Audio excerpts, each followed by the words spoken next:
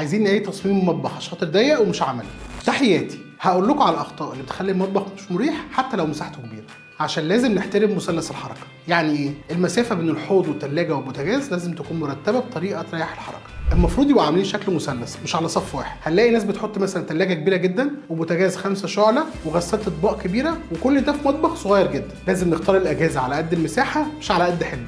وممكن كمان نحط الغساله في الحمام. مش مهم نحط دواليب كتير، المهم التقسيم الداخلي عشان خاطر ما تقلبش المطبخ كله عشان تجيب مصفى. يعني مثلا ممكن نستخدم كاروسيل او سلال دواره او ارفف داخليه متحركه.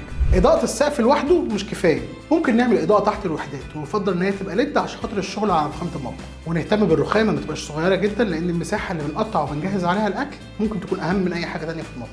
حاول تسيب مساحه مريحه بين الحوض والبوتاجاز. الشفاط القوي او الهود مهم جدا حتى في المطابخ الصغيره، ده بيخلي الجو انقى وبيخلي المطبخ ريحته حلوه طول اليوم. هنلاقي ناس بتحط الثلاجه في زاويه والباب ما بيفتحش للاخر. جرب تفتح كل حاجه على التصميم قبل ما نبتدي ننفذ. احنا في اي ديزاين بنشتغل على ان المطبخ يكون مفتوح وواسع، ويكون فيه مساحات تخزين ذكيه ما تاخدش مساحه المطبخ الاساسيه. الوان مريحه سهله التنظيف وكمان تدي احساس بالوسع، لان المطبخ مش بس مكان للطبخ، ده قلب البيت. سلام.